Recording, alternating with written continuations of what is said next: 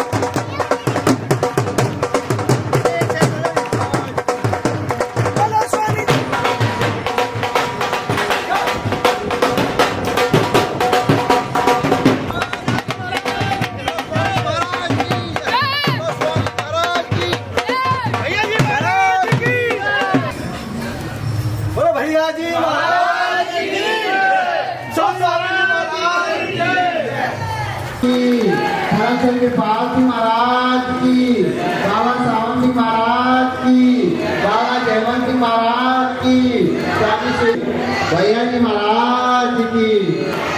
बहुत बहुत धन्यवाद। भैया जी आ गए हैं तो आराम से खुल के बैठे हैं। बहुत बड़ा हाल है, आराम से भैया जी के दर्शन करें और आशीर्वाद वचन का पूरा क्योंकि तो समय की वजह से अलग अलग समझ नहीं करा पा रहे हैं। और उनके बाद अनिता गुप्ता जी हरिद्वार से आएंगे, वो अपना शब्द रखेंगे। सभी लोग मालिक की याद में बैठे हैं, भैया जी बैठे हैं, तुम लोग दर्शन कर रहे हैं। तो ये मौका 10 साल के बाद मिला है, इसका पूरा लाभ उठाएं। ऐसी कोई श्वास ना हो, ऐसी कोई दृष्टि ना हो जिसमें मालिक की दया मेहर ना हो। बहुत बहुत धन्यवाद।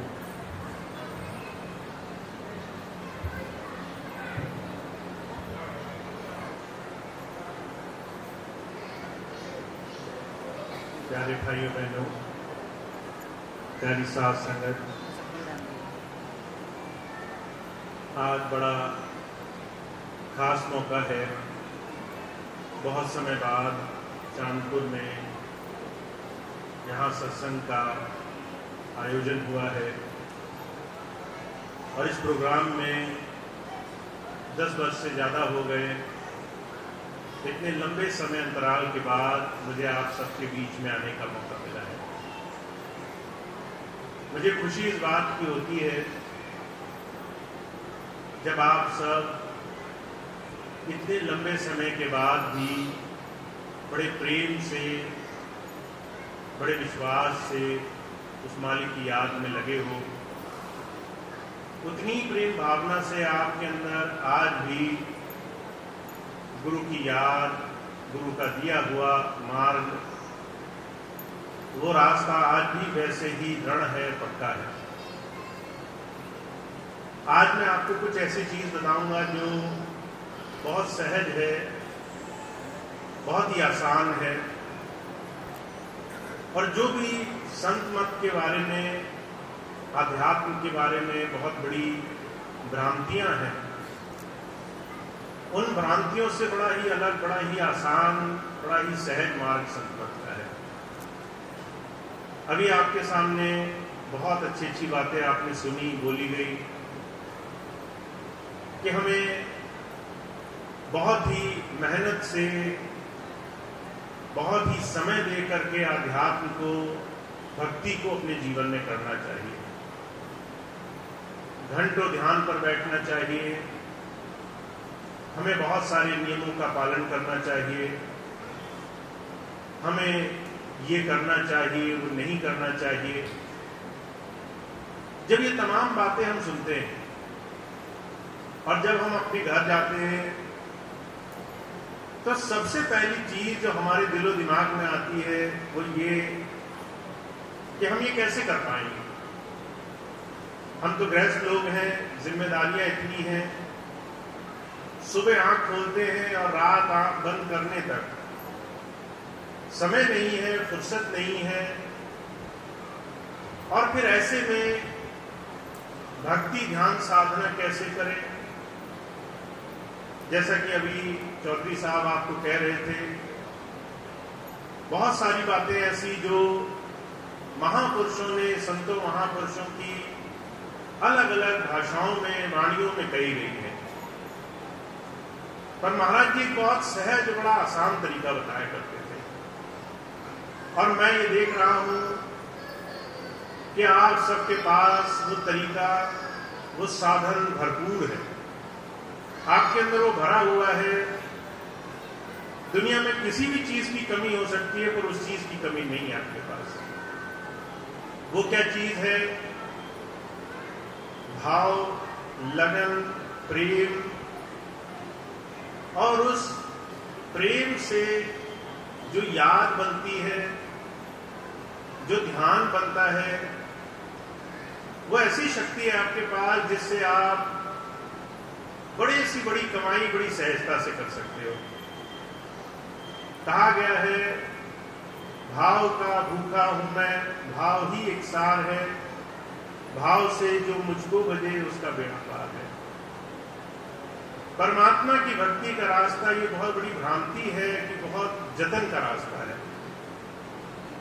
जब जब कोई मौजूद महापुरुष संसार में आए हैं, उन्होंने एक ही बात कही है कि जब आपका प्रेम उस प्रभु की याद से, उस ध्यान से जुड़ जाएगा तो आपके लिए सारे काम अपने आप बनने लग जाएंगे।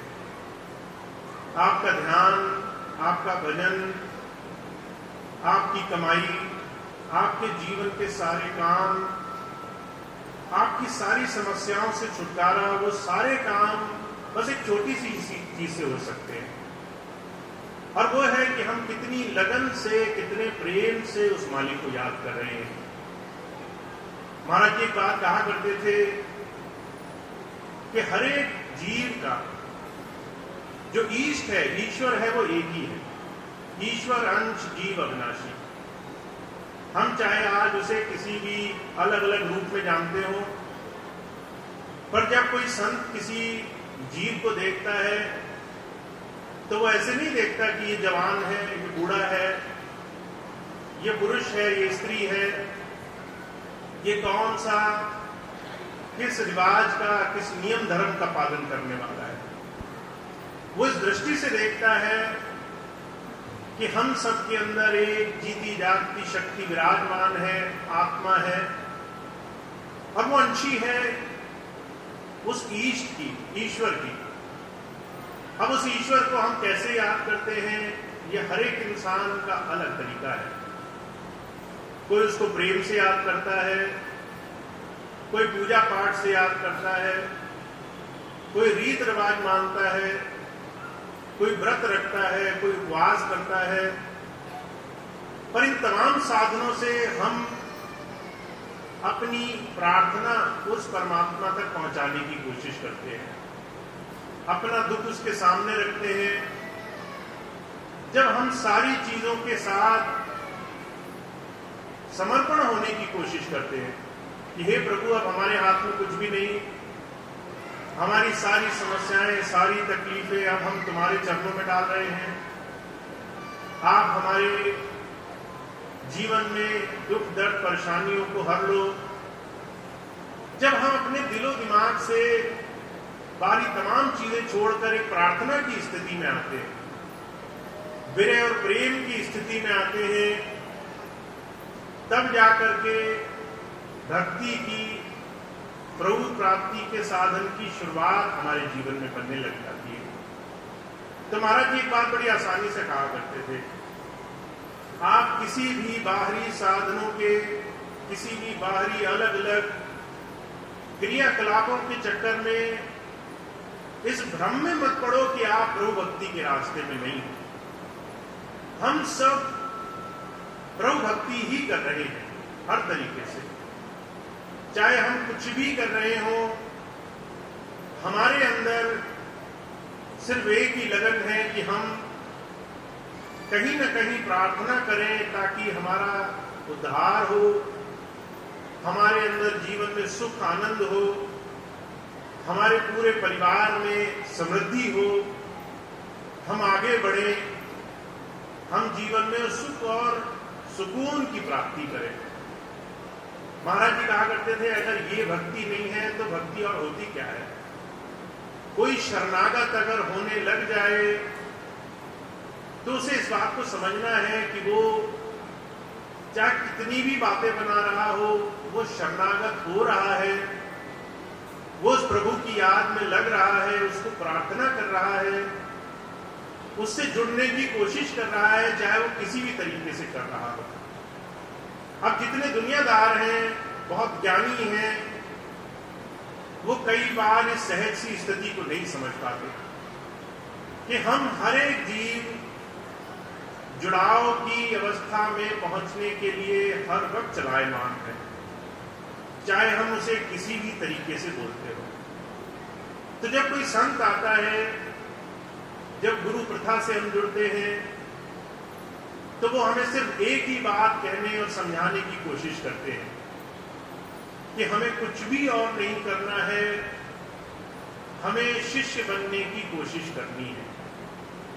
अगर आप बाहरी तौर पर देखो, शिष्य बनना क्या है कि हम सीखने के लिए तैयार रहें, जो भी हमें बताया जाए वो रास्ता सहज हो, आसान हो, या कई बार हमारी समझ बूझ से अलग हो, पर जब कोई बात किसी महापुरुष या किसी सदगुरु के मुंह से सुने तो उसे सीखने के लिए तैयार रहें।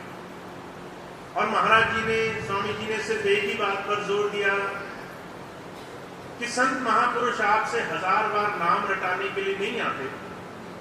वो ये नहीं कहते मंत्र का 1000 बार जाप करो, वो ये नहीं कहते माला फेरो, वो नहीं कहते कि आप बड़ी बड़ी तीर्थ यात्राएं करो।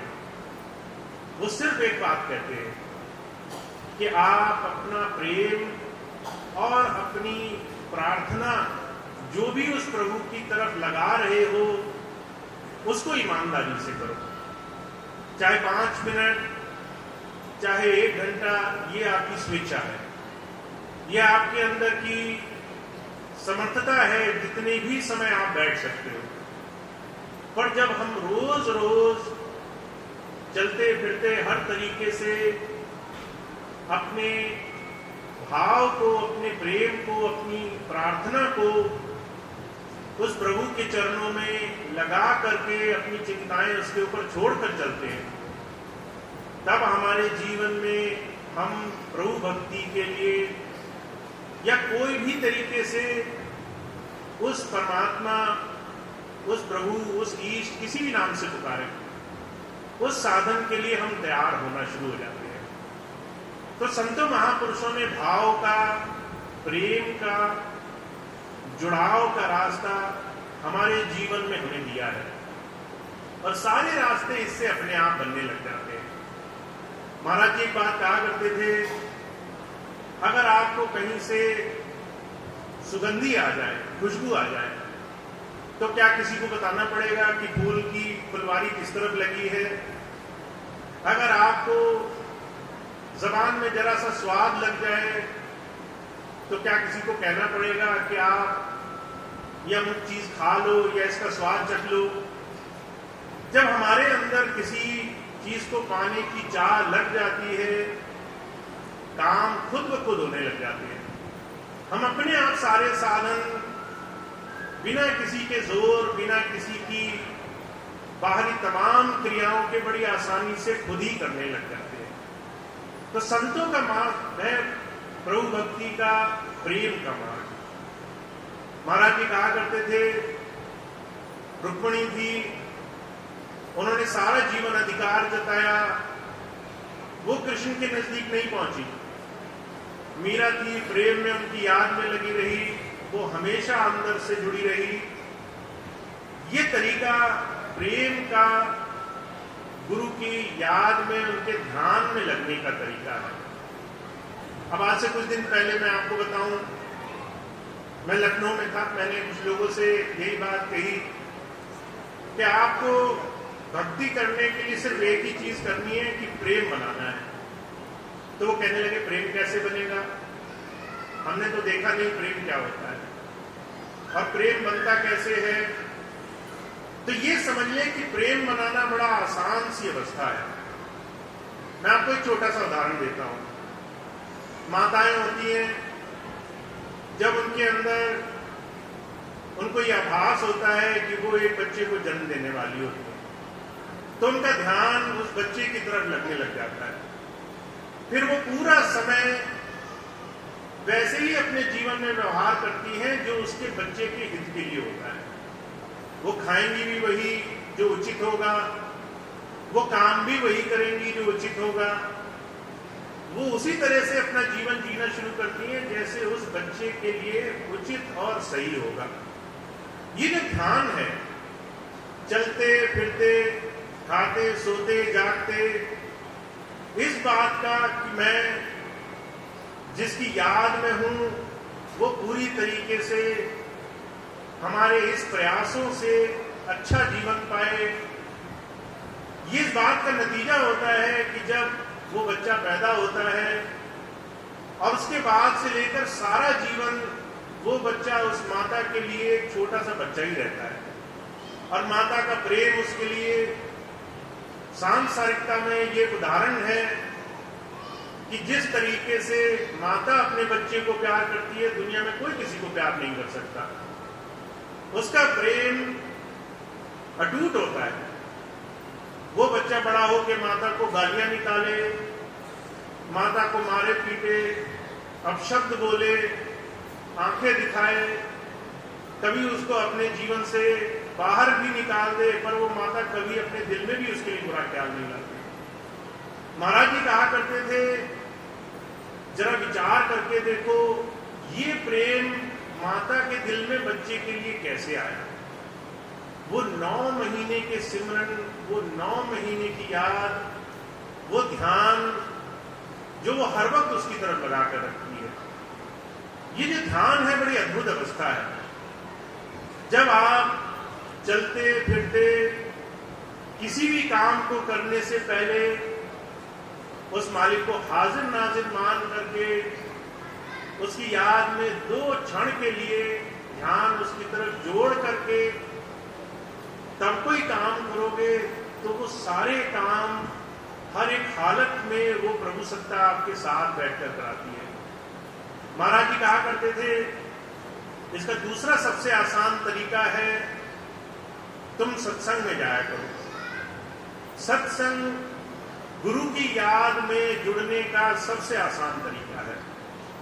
जितनी देर भी आप गुरु चर्चा सुनोगे और आपका ध्यान वहां लगा रहेगा, उतनी देर आपका ध्यान अगर गुरु की तरफ है तो वो आपके खाते में, आपके ध्यान में, आपके प्रेम की अवस्था में ऐसे जुड़ जाएगा जिसका आप कभी अंदाजा भी नहीं लगा सकते। और महाराज जी कहा करते थे, इसके ऊपर एक और खास बात यह है, जहां 2 सत्संगी भी मिलके गुरु की याद करेंगे, वो कभी 2 नहीं रहेंगे, उनके साथ मैं हमेशा मौजूद रहूंगा और उनके उस गुरु चर्चा में हमेशा मेरा सहयोग, मेरा जुड़ाव बना रहेगा।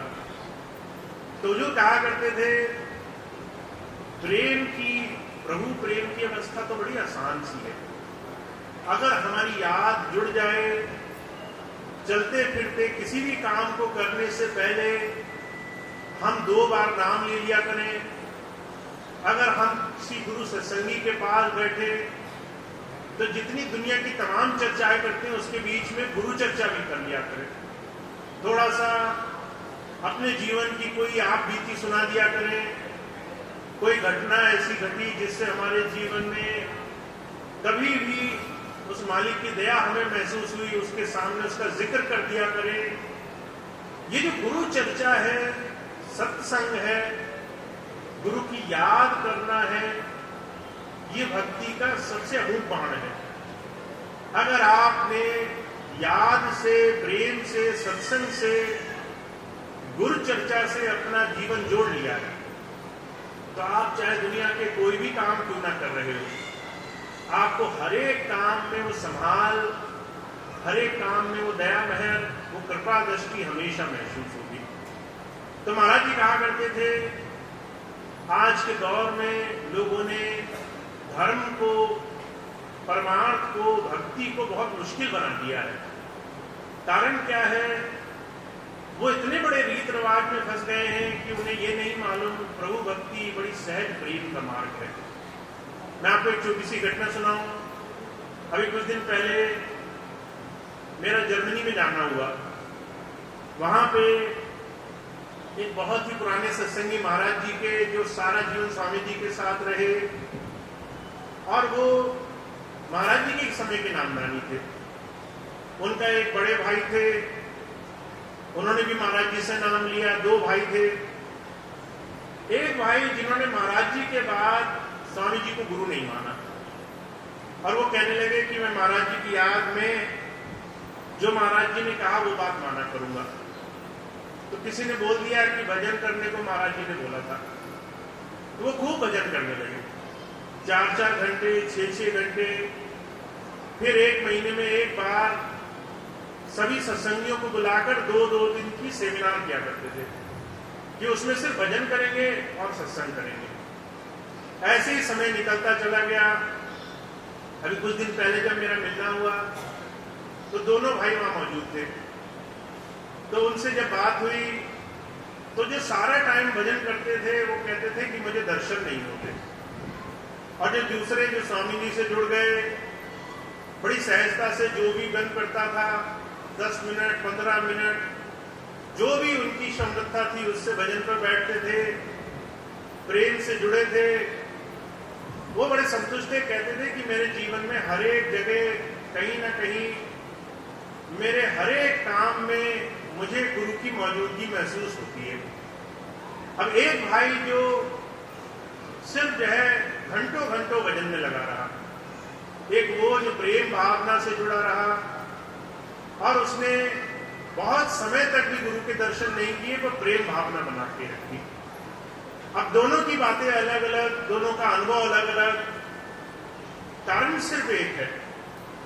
कुछ लोग ऐसे हैं जो प्रेम को, गुरु की याद को, गुरु के ध्यान में लगे रहने को इतनी सहजता से मन में लगा करके जीवन में बहुत आगे पहुंच गए हैं जो वो खुद भी कई बार अपेक्षा नहीं कर सकते थे। दूसरी तरफ वो लोग जो कई बार रीत रिवाज और बड़े बड़े लकीर की फकीरी में लग गए, पर उन्होंने अंदर से प्रेम भावना, जुड़ाव, एक जो साधन होता है अंदर से गुरु की याद से जुड़ने का, उस पर ज्यादा जोर नहीं दिया। तो महाराज जी एक ही बात कहा करते थे, प्रभु भक्ति का साधन कोई मुश्किल साधन नहीं है। उस परमात्मा को याद करने का, जीवन में अपने इष्ट को याद करने का, अपने पूज्य को याद करने का साधन कोई मुश्किल साधन नहीं है। पर वो साधन सहज तब बनता है जब हम हर एक काम उसकी याद करके शुरू करते हैं, जब उसकी याद दुनिया के हर एक काम करने से पहले आती है। बहुत से लोग मेरे पास आते हैं ज्यादातर दुनियादारी की बात करते हैं। एक बार एक भाई आए पिछली बार, कहने लगे कि भैया जी जितने लोग भी हैं आते हैं तो ये सिर्फ यही कहते हैं उनको तकलीफें कितनी है, संसार के तकलीफ कष्ट परेशानियां बहुत है, ये भक्ति के रास्ते पे कैसे लगेंगे। वो जो है इस बात का खंडन कर रहे थे कि ये तमाम लोग भ्रमित हैं, भूले हुए हैं। मैंने उनसे दिल से सिर्फ एक ही बात कही कि भाई कौन कितना पानी में है ये बात तुम बाहर से नहीं जान सकते, कौन कितना जुड़ा हुआ है ये सिर्फ उसकी तकलीफ या उसकी परेशानी समझकर याद नहीं कर सकते। कई बार परमात्मा की याद जोड़ने के लिए संसार में अगर ऊंच नीच के झटके ना लगे तो भी कोई मालिक की तरफ नहीं जुड़ता। अब जो है प्रभु क्यों किसी को सुख और दुख में डाल कर रखता है, ये बात समझना बहुत ही मुश्किल काम है। इसलिए आसान तरीका ये है, हम ये समझें जो संसार में है, सांसारिकता में है, इस कर्तव्य को खुशी खुशी निभाना ये बहुत बड़ी जरूरत है। आपके बाल बच्चे हैं, कारोबार है, संसार की तमाम जिम्मेदारियां हैं। जब कोई महापुरुष आता है तो वो कहता है ये जो तमाम जिम्मेदारियां हैं इनको खूब अच्छे से करो, सारे काम अच्छे से निभाओ, हर एक काम में अव्वल हो। बच्चों का पालन पोषण करना है तो ऐसा करो कि दुनिया मिसाल समझे। अगर परिवार में हो तो परिवार में ऐसा निभाओ कि लोग तुम्हारे नाम को दूर से पहचान लें कि ऐसा पारिवारिक, ऐसा सबसे मिलाने वाला आदमी कोई नहीं। अगर कारोबार कर रहे हो तो ऐसा कारोबार करो कि भगवान तुम्हें इतना दे कि तुम जब भी मौका मिले सबको खुले हाथों उसकी सेवा में लुटा सको। पर ये तमाम काम कराने के साथ साथ तुम्हें हर वक्त उस प्रभु का शुक्राना याद रहे, उसकी याद बनी रहे, और तुम्हें ये ध्यान रहे कि वो प्रभु ही करने वाला है। तुम उसकी मौज में जितना चाहे कर सकते हो, पर उसकी याद और उसका ध्यान पहले बसा करके, तो ये दोनों ही काम सहजता से कराना सिर्फ संत मत में महापुरुषों की दीन से संभव होता है। वो दीन और दुनिया, परमार्थ और स्वार्थ दोनों ही ऐसे आसानी से बनवाने के लिए आते हैं कि आप कल्पना भी नहीं कर सकते। तो महाराज जी कहा करते थे ये हमारा सौभाग्य है कि हमें गृहस्थ में किसी गुरु नाम से जुड़ने का मौका मिला है, एक ही साथ दोनों काम एक साथ करने का मौका मिला है। हम दीन भी बना सकते हैं, दुनिया भी बना सकते हैं, पर सिर्फ बड़े एक साधारण से नियम का जीवन में पालन करके कि हमें याद बनाकर रखनी है, हमें ध्यान उधर जोड़कर रखना है।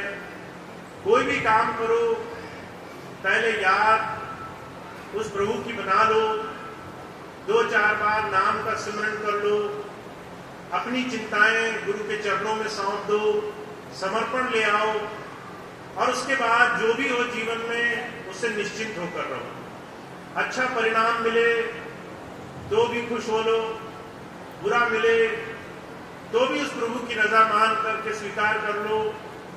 दोनों ही चीजों में कैसे हमारे जीवन के सारे काम आसानी से बन जाएंगे हमें पता भी नहीं चलेगा। तो आज मैं आपसे सिर्फ यही बात कहता हूं कि भक्ति कोई मुश्किल रास्ता नहीं है, बस हमें तमाम बाहरी जितनी भी साधन बता करके रोका टोकी होती है उससे बचना है।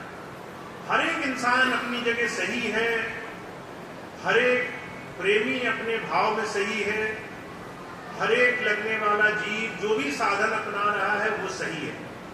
बस आपको ये देखना है आप कितनी श्रद्धा से, कितनी लगन से, कितनी याद से अपने आप को जोड़ने में कामयाब हो। तो सिर्फ अपने बारे में, सिर्फ अपने आप को गुरु की याद से जोड़ने पर जब हमारा ध्यान हो जाएगा तो आपको सारे संसार में हर एक प्रयास से की जाने वाली मेहनत साफ दिखने लग जाएगी। तो सिर्फ याद भी लग सके उस पर ज्यादा से ज्यादा ध्यान देना है। तो आज तो मैं इतनी बात कहूंगा। आज बहुत समय बाद चांदपुर में आप सबके बीच में सत्संग का, गुरु की याद का ये मौका बना है। स्वामी जी ऐसी दया करें कि हर एक प्रेमी, हर एक भाई बहन खूब खूब दिल से अपने जीवन को सफल बनाए, उसके दुनिया के काम भी बने, उसका ध्यान भजन भी बने, खूब उसको गुरु की याद भी बनी रहे, ऐसी मेरी प्रार्थना रहती है।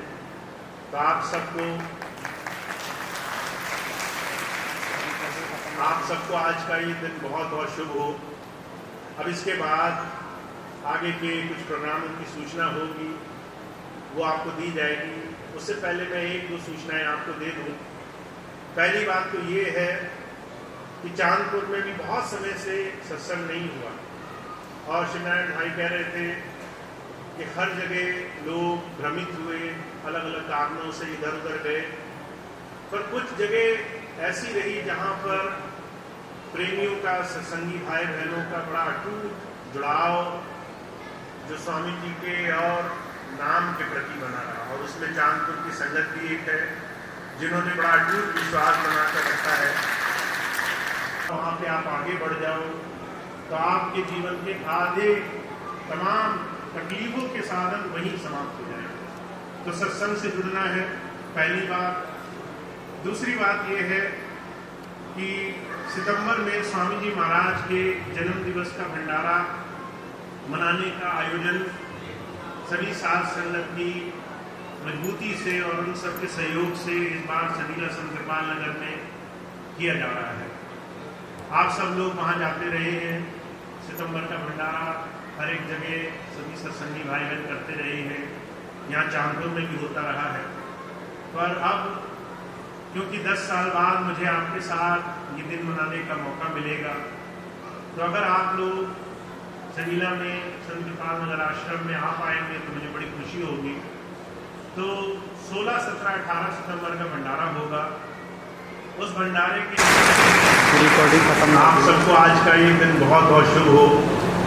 अब इसके बाद आगे के कुछ प्रोग्रामों की सूचना होगी, वो आपको दी जाएगी। उससे पहले मैं एक दो सूचनाएं आपको दे दूं। पहली बात तो ये है कि चांदपुर में भी बहुत समय से सत्संग नहीं हुआ, और शिवनारायण भाई जिन्होंने बड़ा अटूट विश्वास बनाकर रखा है, बड़ी हिम्मत बनाकर रखी है इन 10 सालों में, तो आगे आपको बहुत ज़्यादा सत्संग का और गुरु की याद का लाभ मिल सके, उसके लिए मैं हमेशा एक ही बात कहता हूँ कि सत्संग पे बहुत जोर देना है। क्योंकि जब आप कुछ भी नहीं करते हो तो दुनियादार और सांसारिकता के लोग अपना विष बोलने में हमेशा कामयाब हो जाते हैं। जब भी किसी को मौका मिलता है वो कहीं ना कहीं आपको चिंताओं में, परेशानियों में, तकलीफों में, दुनिया कितना आगे बढ़ रही है इस बात की ग्लानि ला ला करके आपको बड़ा तुच्छ सा, छोटा बनाकर रख देते हैं। आपको लगता है कि हमें तो कुछ मिल ही नहीं रहा, हमारे कोई काम ही नहीं बन रहे, हम बड़े गरीब हैं, असहाय हैं, दुखी हैं, तकलीफ में हैं। तो जब भी आप किसी सांसारिकता के कामों में लगोगे तो लोग आपको छोटा बना देंगे, बहुत तुच्छ बना देंगे। आपको जो है बार बार तकलीफों की ऐसी याद दिलाएंगे, बुराइयों का ऐसा गान आपके सामने करेंगे कि आपका मन हमेशा उचाट रहेगा। कोई आपके सामने हंसेगा भी तो आपके मन में पहला ख्याल आएगा कि ये मुझ पर हंस रहा है, आप खुश नहीं हो पाएंगे। तो इसलिए बहुत जरूरी ये है कि अच्छी धारणाओं में ध्यान लगाने की कोशिश करनी है, सत्संग पे ध्यान देना, जहाँ गुरु चर्चा हो, प्रेम की चर्चा हो, अच्छी बात हो, जहाँ थोड़ी सी किसी की भलाई, किसी के नेकी की बात हो, वहाँ अगर 2 मिनट आपको सानिध्य मिल जाए तो ये बहुत सुंदर चीज़ है। तो इसीलिए सत्संग बनाकर रखो, सत्संग में जाओ, सत्संग करो, और कुछ भी नहीं है तो घर में ही बैठकर थोड़ी देर याद बना लिया करो। महाराज जी कहा करते थे, अगर कोई भी तुम्हारे यहाँ नहीं आए और तुम 2 लोग रह जाओ, एक पति एक पत्नी, या एक माता एक बहन, कोई भी घर के 2 लोग मिल जाओ और 2 मिनट भी मेरी याद कर लोगे तो वहां मैं मौजूद रहूंगा और तुम्हारी वो याद तुम्हारे खाते में लिखी जाएगी। तो अगर आप थोड़ा थोड़ा सत्संग जारी रखो, चाहे कोई आए नहीं आए, चाहे कोई आपके पास आपके सत्संग में शामिल हो नहीं हो, फिर भी अगर आपका ये नियम बन गया तो एक अद्भुत चमत्कार आपके जीवन में हो जाएगा। आपके जीवन की आधी समस्याएं सिर्फ एक सत्संग से ही निपट जाएंगी। तो आपको कोशिश करनी है कि बुराइयों से, जहाँ बुरी चर्चाएं हों, किसी की बुरी बातें हो रही हों, वहाँ से आप हट जाओ, और जहाँ सत्संग हो रहा हो वहाँ पे आप आगे बढ़ जाओ।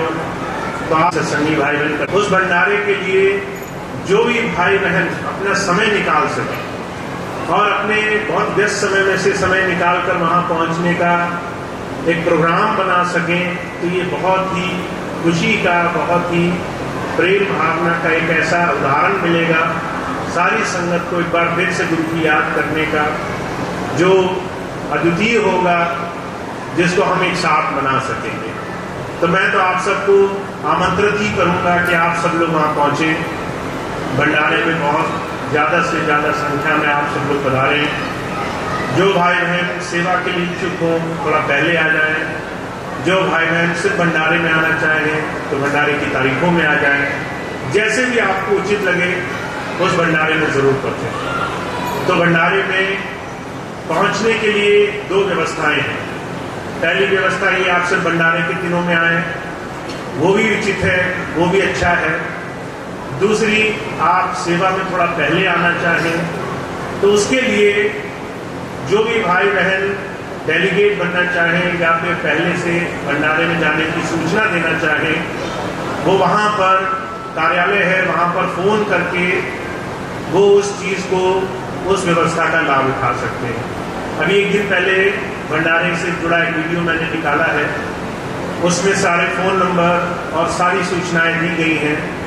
आप जो भी भाई बहन सेवा में या पहले से जाकर कुछ सत्संगी भाई बहनों या आने वाली संगत के लिए कुछ भी सहयोग में अपना हाथ बटाना चाहते हैं, उस वीडियो को देखें। उसके विवरण में सारे नंबर, सारे पते लिखे हैं। सारी चीज़ों को आप नोट करके सारी सूचनाएं पा सकते हैं। तो भंडारा इस सितंबर के महीने में होगा। मेरा आप सबसे ये हार्दिक आपको ये अभिनंदन भी है और वहाँ आने का मैं आपको निमंत्रण भी दे रहा हूँ कि आप लोग ज़्यादा से ज़्यादा संख्या में पहुँचें और उस भंडारे में आ करके सबके साथ मिल करके। तो ये भंडारे की सूचना थी। अब सुनारायण भैया आगे की सूचनाएं दे देंगे। सारी सूचनाएं आप लोग सुन लेंगे। मिलने के लिए जो भी भाई बहन मिलना चाहेंगे इस प्रोग्राम के लिए। हेलो, बहुत बहुत धन्यवाद साथ संगत। हम लोगों ने भैया जी का आशीर्वाद बचन लिया और उस पर चलने की पूरी कोशिश करना है, तभी हम अपनी मंजिल को प्राप्त करेंगे। अब भैया जी का प्रोग्राम जो है कल खटौली में है,